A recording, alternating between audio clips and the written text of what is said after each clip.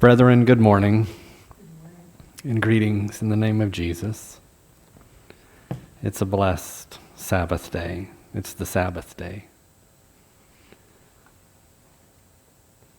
The Sabbath day has not been done away with.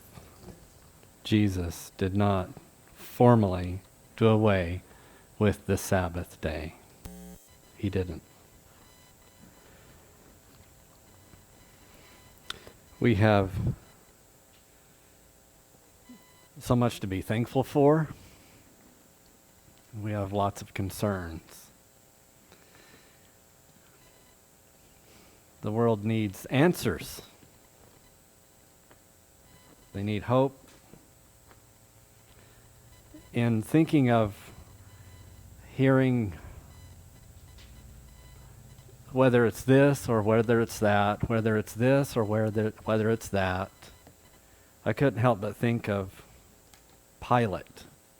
And if I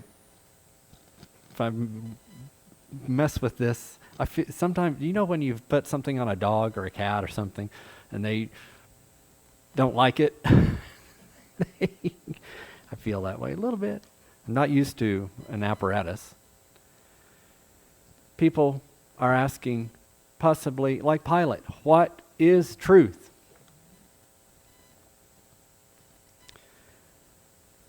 So the thoughts, just the feeling, brethren, the feeling and the thoughts. How about come and be healed? Do we think about that? What's that mean? If we start with Matthew 11:28, come and be healed. Matthew 11:28.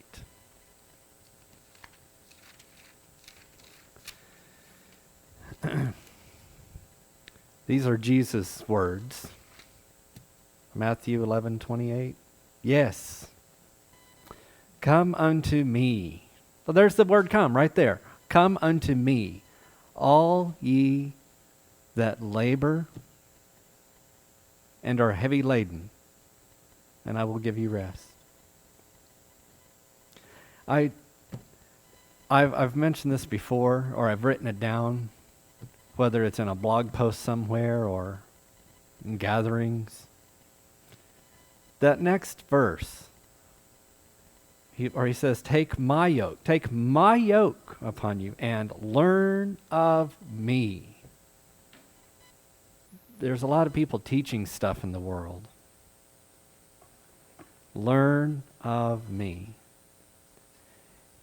Brethren, do we find people that actually speak direct things against Jesus? Maybe say things that he did not say?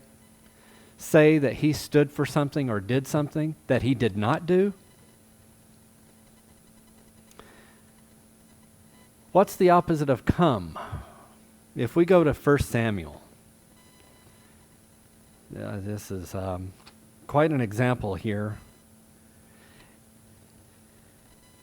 If we go to 1 Samuel, and I don't want to lose this thought, I may mention it just right now. Brethren, I have to believe that these people really existed. I was thinking last night or the other day that, brethren, I have to believe that Luke was real, that Matthew was real, that Titus was real, Jude, the women, and it transcends up. If I believe that the prophets were real, okay, wait a minute. Do I believe that Adam was real? If I have to believe that, I have to believe that Jesus was real and is real. Now, wait a minute. So if I can believe that he is real, and I can believe in an almighty heavenly Father, God Almighty, that he is so real. We love creation. We appreciate it more and more. We have hummingbirds that have been coming. And my wife and I, we enjoy it. And they make a sound. And the cats want to come out, but I said, no, they are not to come out because there will not be hummingbirds around. No, because they want to get them. But when I was examining the guttering I was on the metal ladder, and I just couldn't help but just stop and think. And sometimes that happens to us. I know it happens to you too, brethren. Times of meditation, where you're draped over the ladder outside, and you just ponder the things, and you look at just the simple blades of grass. There's not grass here, but okay, I'm looking at something it's an assembly of artificial flowers. But I can't help but think the blades of grass speak to his goodness and his testimony, to his creative power. A blade of grass. And I couldn't help but think, I am a human being made out of dust, and I'm going to go the way of the earth, as David said. I'm going to go to dust someday. And here I am, I'm thinking, do people wrestle with this? We've got all the schools of thought and philosophy in the world. We've got this, that, and the other. Unbelief, untruths, lies, saying there is no God. And I think here I am. I could be, when you go to the zoo and you see a sloth or an orangutan, and I don't know how to spell orangutan, but I think it's a neat word. They just lay there. They're just somber. And I'm thinking about the zoo. Who's looking at who? We're looking upon the beast, but are they looking upon us? So I just think about that. Does man really think about who we are, where we came from, and where we're going? 1 Samuel 15, chapter 15. 1 Samuel, my, oh my, brethren. 1 Samuel 15 and verse 9. Saul was told to go against the Amalekites and destroy all. But in verse 9, but Saul and the people spared Agag the king, and the best of the sheep, and of the oxen, the fatlings, and the lambs, and all that was good, and he did not utterly destroy them, but everything that was vile and refuse, trash, they destroyed utterly. In verse 11, this is the word of the Lord that came unto Samuel in verse 10.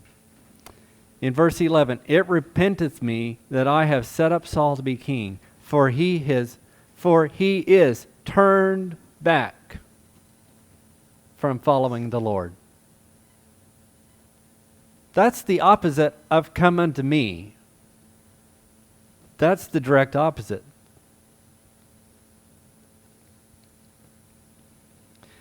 And hath not performed my commandments. And it grieved Samuel, and I had to highlight this part. You think about the heart of Samuel right here, and it grieved Samuel. Samuel was grieved. And not just for a short moment. Brethren, do we do that? And he cried unto the Lord all night. I can't help but think of Paul. Not this Saul, but Saul of the New Testament, Paul. He had the care of all the churches. He was sad. There's such concern in the vibrant the vibrant church, the stir, the growth. Yet they were warned that grievous wolves shall enter in among you, not sparing the flock.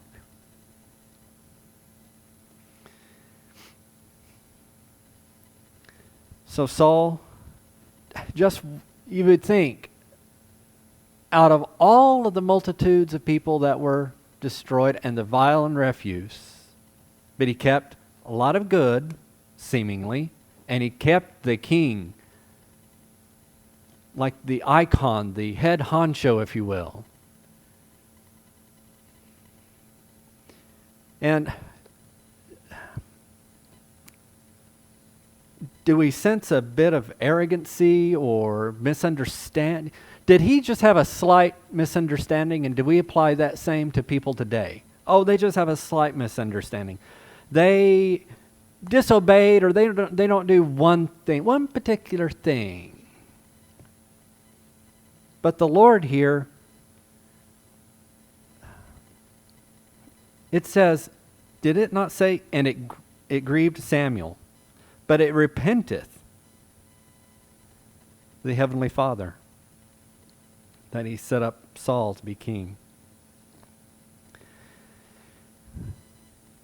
So, might we use that in an example, and maybe it could coincide with Hebrews 3:12.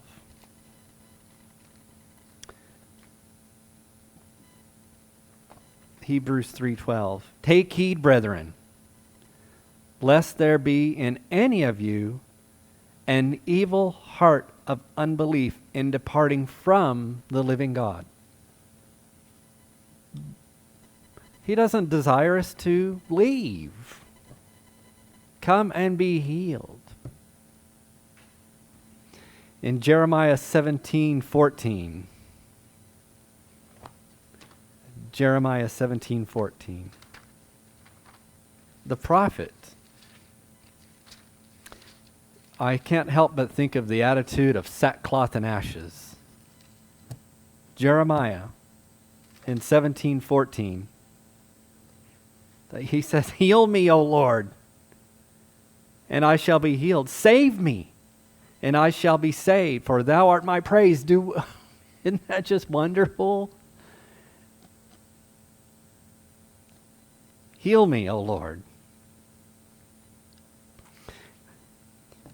This verse right here in James, I believe we read that this morning in Sabbath School. Did we not? Draw nigh to God, and he will draw nigh unto you. So when I wrote that out, I highlighted that, or actually put a box around it. Draw nigh to God, and he will draw nigh to you.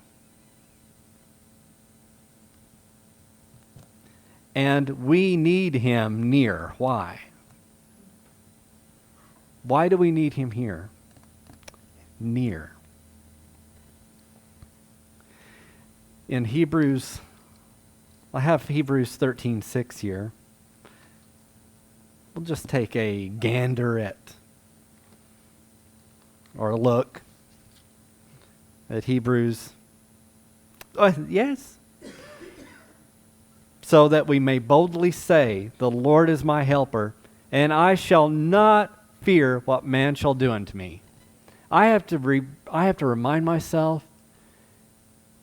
I remind myself of this, of what Jesus said. Fear not. You shall be put into prison. Some of you. We're in times. We're being tested and tried. Why do we need him here so? Do you know that in Luke chapter 1, Luke, let's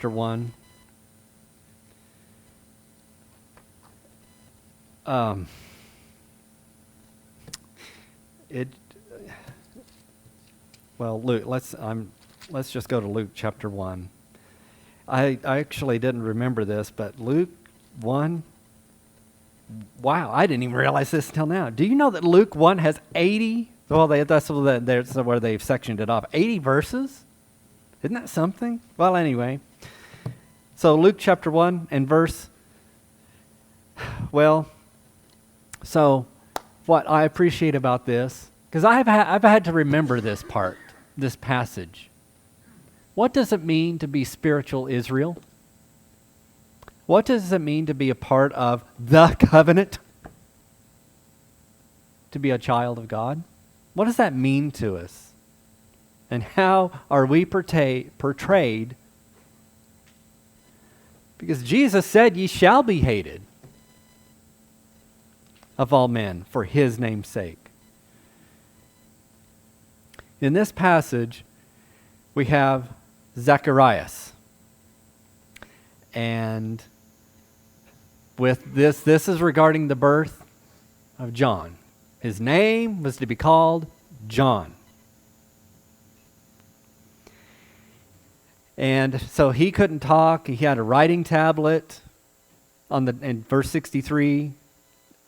He asked for a writing tablet. I think that's neat. A little bit of chalk or something. I don't know. And he wrote, his name is John. And they marveled all. So would you know that at some point here, Zacharias, in verse 67, he began to speak. How? He was filled with the Holy Ghost in verse 67, and he prophesied. This is wonderful. Blessed be the Lord God of Israel, for he hath visited and redeemed his people. And he goes on. Here we go. Let's follow these words. And it hath raised up an horn of salvation for us in the house of his servant David. And as he spake by the mouth of his holy prophets, which have been since the world began. Wait a minute, since the world began? You mean not since just Ezekiel? What? You mean it didn't start with Joshua? What?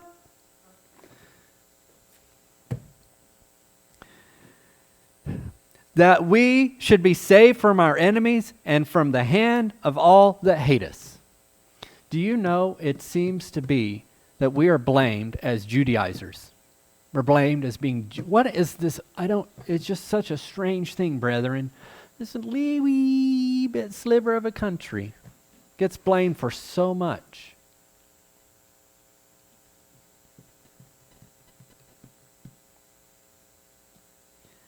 Do you know in Revelation it says, here are they that keep the commandments of God and the faith or testimony of Jesus Christ.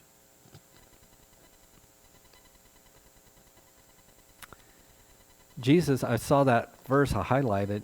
He calls us, his church is a little flock.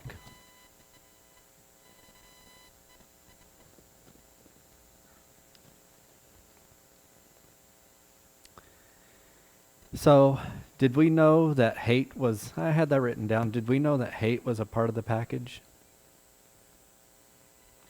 In 1 Peter. In 1 Peter 4. Beloved, verse 12, beloved,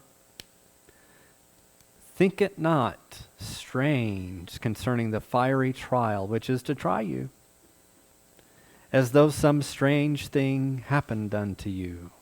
But rejoice, inasmuch as ye are partakers of Christ's sufferings, that when his glory shall be revealed, ye shall be glad also with exceeding joy. We remind ourselves here, I know Pastor Ed and Pearl do, and maybe Vern and Diana.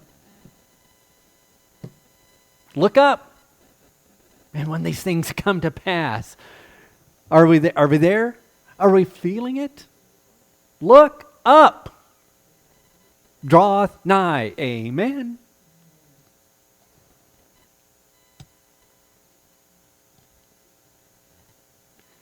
People, why are you so weird? Weird. You're strange. Brethren, I can't help but and we should do that. When people want answers, what answers do we give them? Tell them Jesus.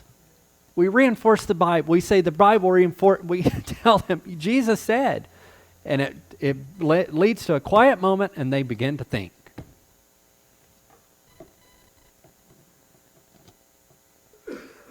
They begin to think.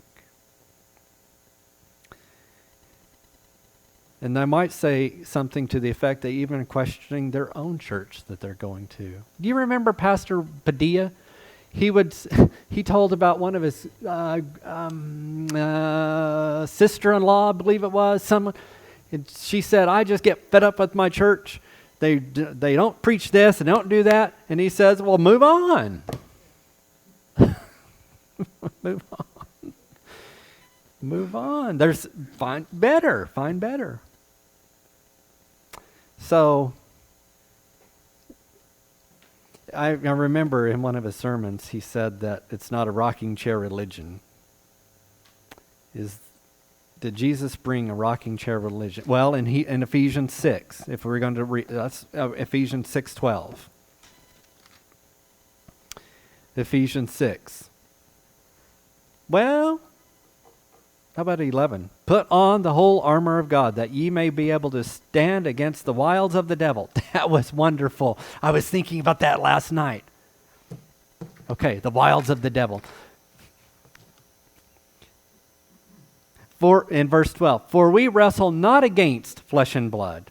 I have to think about that. We don't wrestle against flesh and blood. There's more. But against principalities, against rulers, against powers, against the rulers of the darkness of this world, against spiritual wickedness in high places. Spiritual wickedness in high places. What is that? What are these places? Are they high cathedrals? Are they rulers? Are they governors, presidents? Are they popes?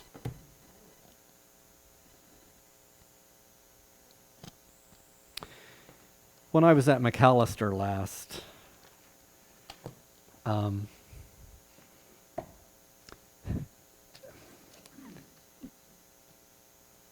I had,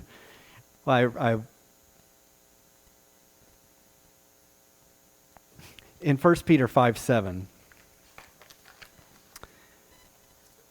I was curious about this verse that Peter, when he talks about the devil, Satan, in 1 Peter 5:7.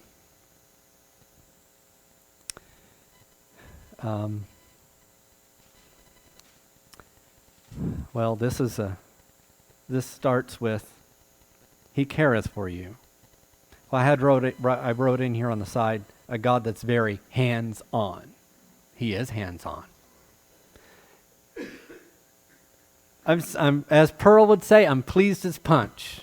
I didn't know Punch could be pleased. Okay, all right. But saying that, when Brother Vernon mentioning a man on a railroad track, and someone was going to beat him, kill him. But those adversaries, if a vision was manifested after a godly sort, and they fled. Brethren, do you know that Pastor Walker mentioned in one of his sermons that there was a war in Israel, and they were the enemy was trying to come up the hill, and they said the enemy fled. They stopped. They retreated because they saw so many people. They saw more of an army. Wow.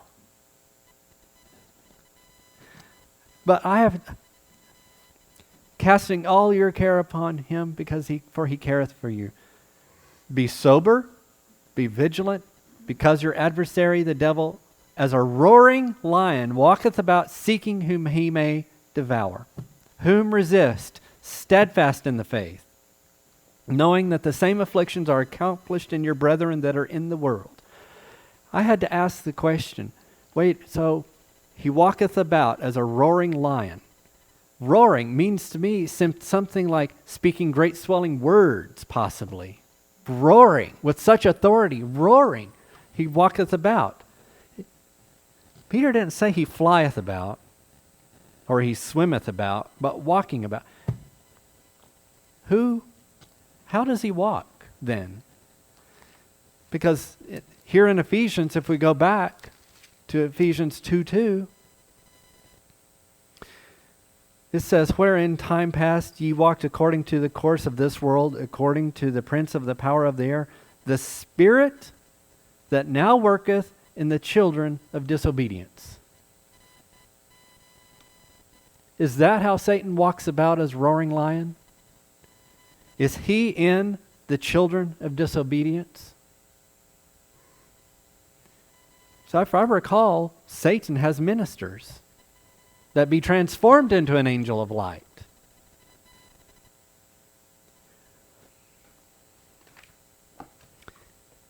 I believe that the Old Testament, so much of the Old Testament still holds. Because to the law and to the testimony, if they speak not according to this word, is it because it says there is no light in them. Jesus said, how great, if your eye be full of darkness, how great is that darkness? So, well, right here, what do you know? Believe, beloved. 1 John 4:1, believe not every spirit, but try the spirits. And it doesn't take too long, brethren, to try the spirits, whether they are of God. Let's read that, 1 John 4:1. Let's behold those words together. Brethren,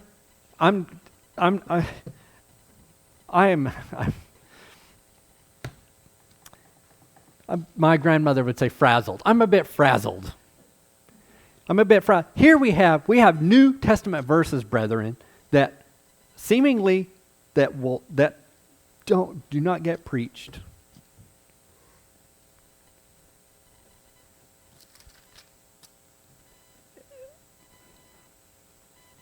1 John 4:1. Beloved, believe not every spirit, but try the spirits, whether they are of God. Well, right, yes. Because many false prophets are gone out into the world. It's a spiritual battle.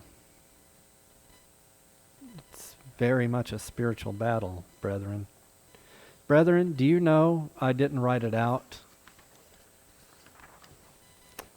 but if you saw a quote and it said something like this, do you know that no Christian, you will not find at the end, no Christian will be found in the lake of fire? If you had a note that said, isn't that something? No Christian will be found in the lake of fire. But Jesus said, He's going to say, depart from me.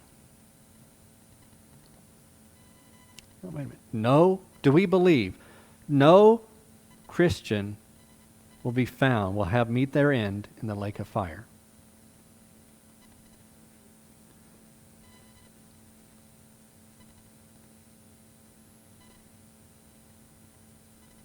So,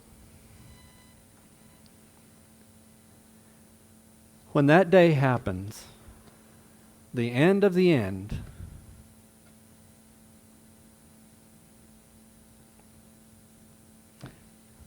will it be realized that they were not Christians?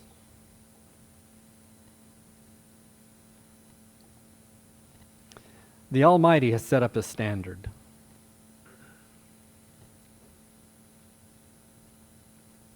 The 10 Commandments are on the wall. The 10 Commandments should be on our hearts.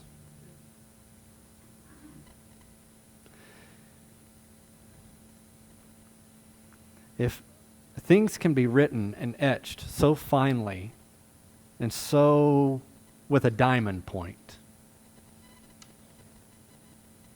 is the Holy Spirit of God? Brethren, imagine a table, a surgery that's taking place. My mother-in-law had 2 lungs, double lung transplant. I can't help but think like a heart surgery.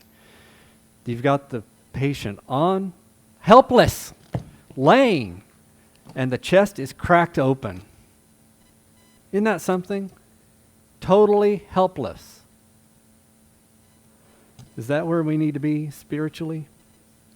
To be converted, to be born again? When your heart is open before Him? And you say, here I am. I'm nothing. I've been had. Isn't that something? Have the attitude that I have been had. Total wake-up call. I have been had.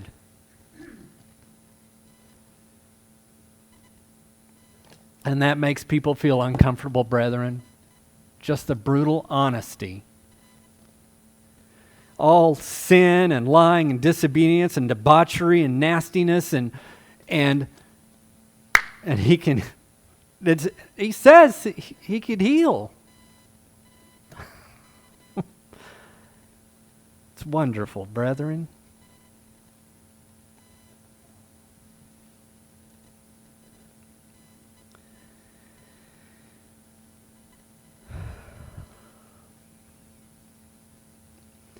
So we're tried. Do you know that trying happens, it's just seemingly happens at the smallest, and it just grows and grows and grows. Being strengthened. The attack, brethren, is on righteousness. Why is it that the commandments of God, specifically one day, seem to be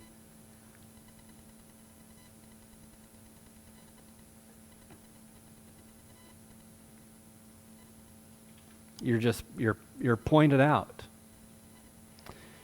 Jesus said in John 12:49, "For I have not spoken of myself, but the Father which sent me, he gave me a commandment, what I should say and what I should speak."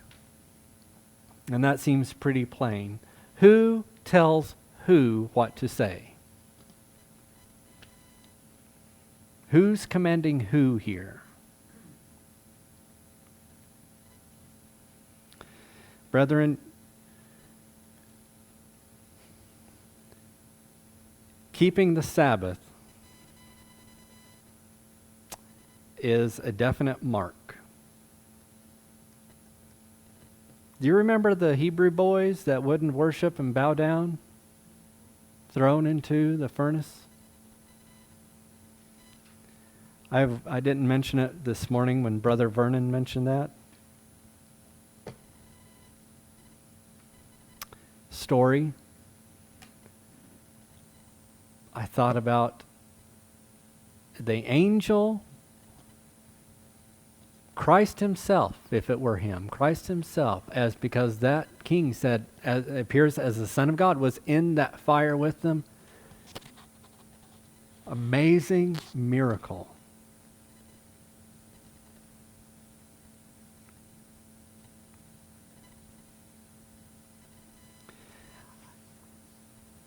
As we're tried and tested, we gain strength. We stay the course. It can start with your family. Are you going to, there's another phrase, another term. I appreciate it. Are you going to buckle? Are you going to cave? Are you going to bend? Bend. It is a strange thing that a woman gets on Dr. Phil's show. You can see it on YouTube. And she, standing up against, on the Dr. Phil show, standing up against the pagan things, Christmas, Halloween. And you watch that, brethren. It's like she's being made a mockery. You can just feel the tension. You can see his wife is in the audience. You can see it. Just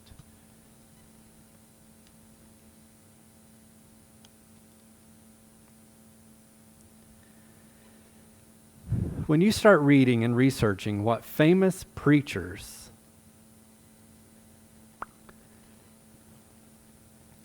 what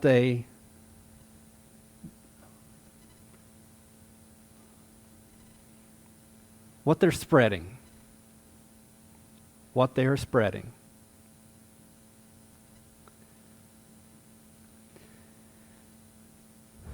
Very famous people that are quoted a lot. And actually, I didn't know they were famous. Brethren, I didn't really know much about the Bible. 8 years ago? I didn't really know Jesus. I think maybe I've heard of a person named Billy Graham, maybe. I guess only by fame. Do Jesus' ministers have a star on the Hollywood Walk of Fame?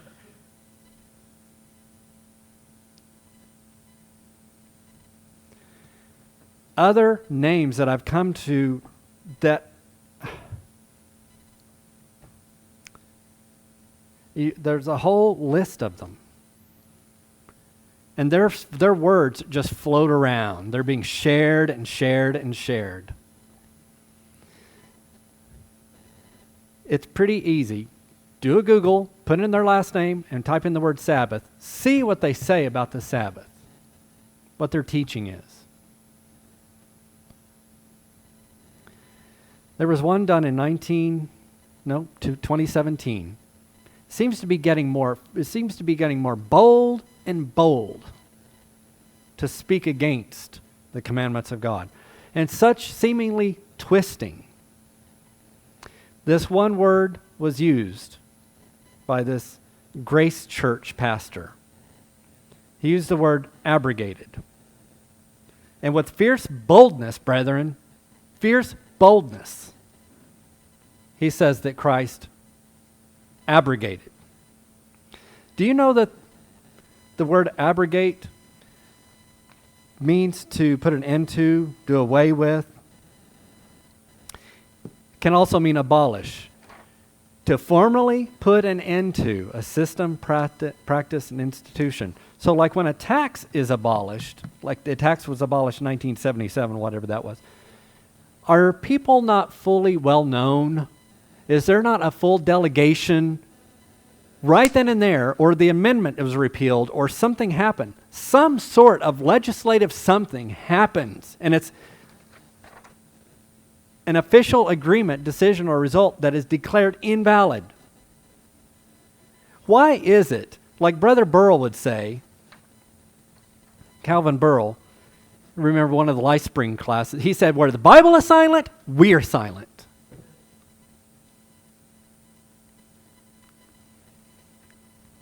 This man in this video, he says, it's a tough video to watch, brother. I'm telling you, it's tough. It's tough to watch. He says, this law is not moral. In 28 minutes into the video, he calls the Sabbath merely symbolic. I believe he's dead wrong. Not literal. Symbolic means not literal. Meaning, we are not to remember the Sabbath day, the seventh day, to keep it holy. 6 days, what? You mean we literally we work 6 days? Literally?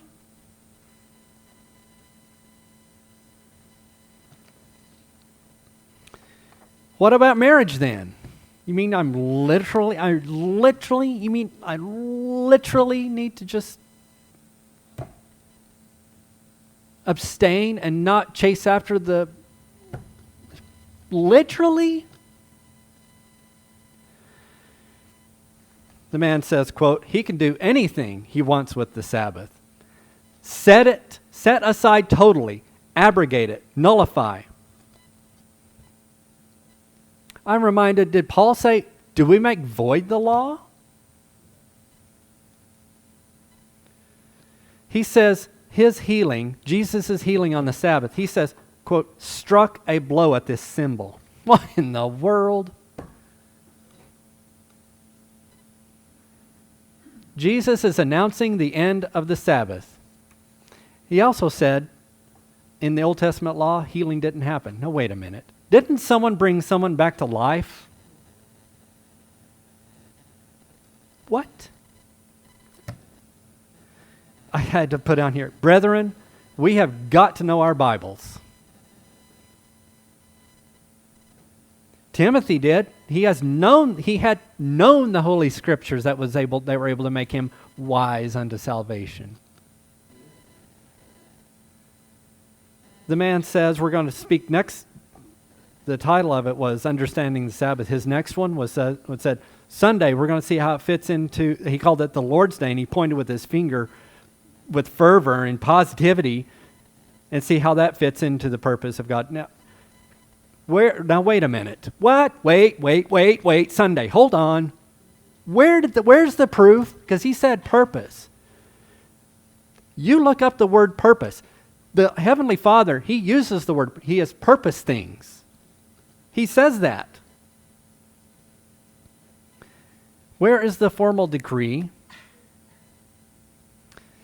I just have to ask the question, do these people not read, do they not go to history and see these very quotes? The Edict of Constantine in 321 AD, on the venerable day of the sun, let the magistrates and people residing in cities rest, let all the workshops be closed.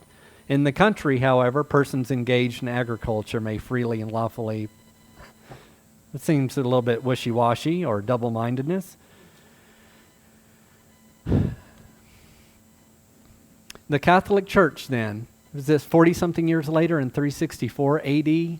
Christians should not Judaize, be idle on Saturday, Sabbath, but shall work on that day. But the Lord's day they shall especially honor.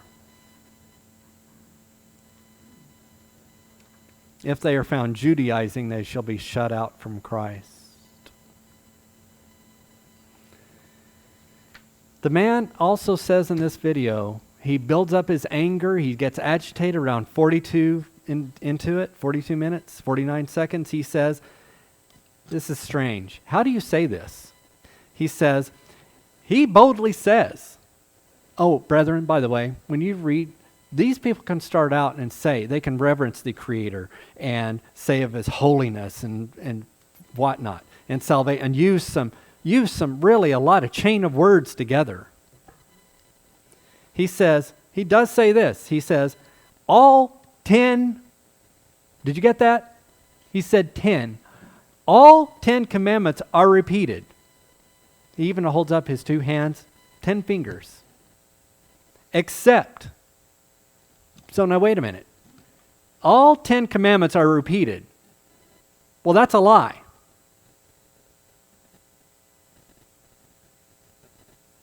Why didn't he say 9 of the commandments are repeated? Isn't that something?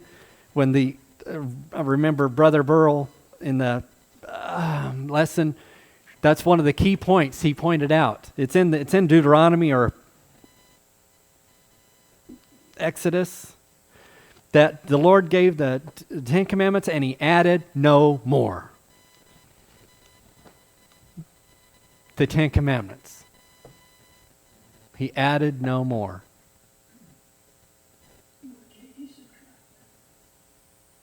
Amen. He did not subtract. And He changes not. No prescriptions or Sabbath rules, he says. And I have to ask the question. Christ was dead and in the tomb. He did die, right? He was in the tomb. I have to believe Luke 23:56.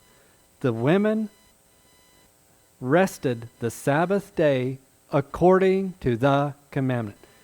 This man says there are no prescriptions.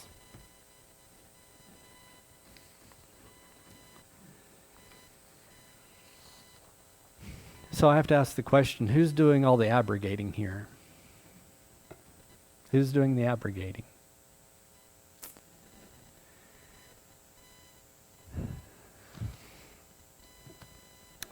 In Galatians 3:15, brethren, I speak after the manner of men, though it be but a man's covenant, yet if it be confirmed, no man disannulleth or addeth thereto. We can appreciate a man's covenant.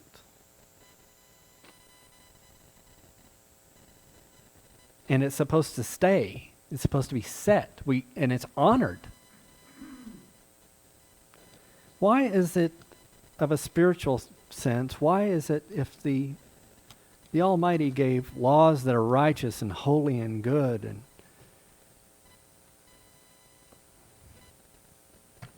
in Isaiah 14:27, for the Lord of hosts hath purposed, and who shall disannul it? And His hand is stretched out. Who shall turn it back?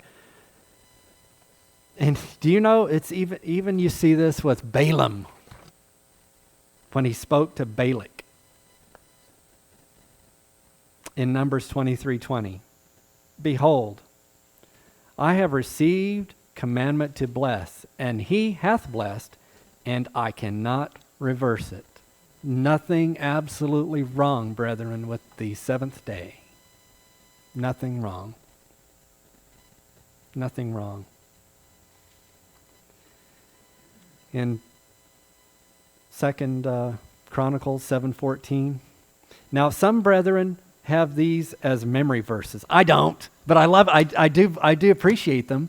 In 2 Chronicles 7:14. When we begin to read this together, brethren, 2 Chronicles 7:14, you probably have heard it, or you should have heard it. If not, we're hearing it today. If my people, which are called by my name, shall humble themselves and pray and seek my face and turn from their wicked ways, then will I hear from heaven and will forgive their sin and will heal their land. Wow. How about that for a charge? Brethren, he's good. If I recall, it says in the Old Testament, or is it somewhere in Old or New, the Lord is good. Does it say he's good to some? It says he is good to all. He is good to all. In Deuteronomy 4, do we appreciate this? Brethren, when a righteous nation is righteous, and the only righteous nation are God's people and his ways and the kingdom of Christ and of God. This right here is just beautiful. And what nation is there, in Deuteronomy 4:8, and what nation is there so great that hath statutes and judgments so righteous as all this law which I set before you this day? Isn't he a God of just wonder? Isn't he a God of beauty and holiness, perfection?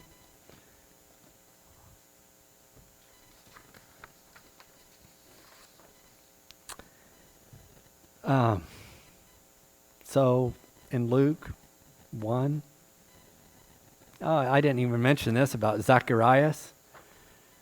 In Luke 1:72, to perform the mercy promised to our fathers and to remember his holy covenant. How are we to act in verse 75? In holiness and righteousness before him all our days of our life? So,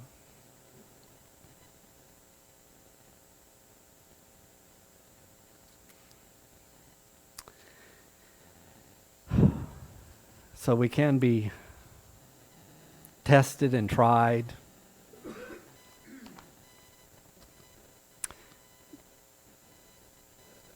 Come and be healed.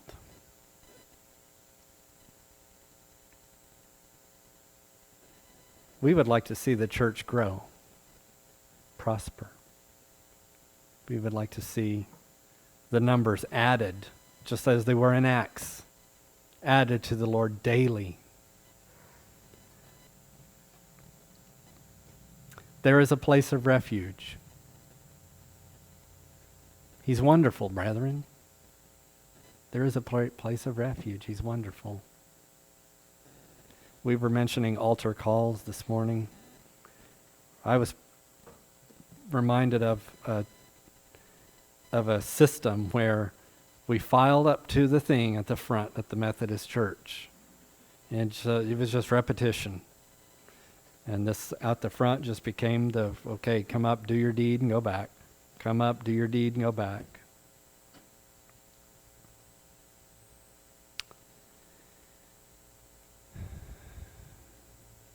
I have to believe that the altar call can happen anywhere. Happen in your home. You break down in the middle of the night. Could happen at the back of the church. Someone takes someone aside. They pray. They pray. Church camp on the side behind the building. We prayed. We prayed. On the island of Antigua, other places. Someone comes up and wants their feet, having a problem with feet, wants to be anointed. The congregation up there doing whatever, hashing out do we wear rings or not, jewelry and all of this or whatever. Someone back here was wanting anointing and prayer.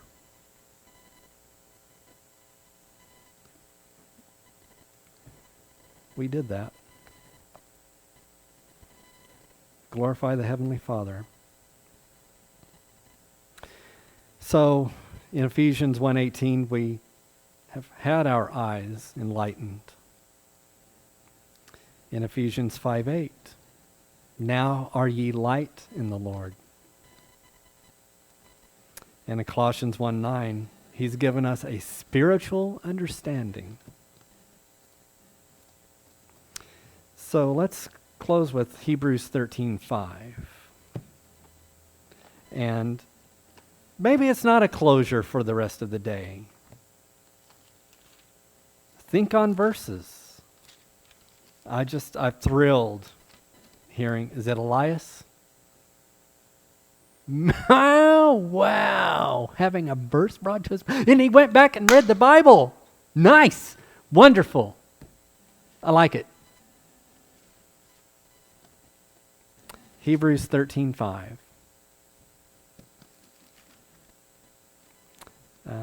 Yes. Let your conversation or your way of life be without covetousness, and be content with such things as ye have. For he hath said, I will never leave thee, nor forsake thee. Oh, wow, there's verse 6 again. So that we may boldly say, the Lord is my helper, and I will not fear what man shall do unto me. Thank you, brethren. We thank the Almighty. We bless him and praise him and thank him for his goodness. May God bless you.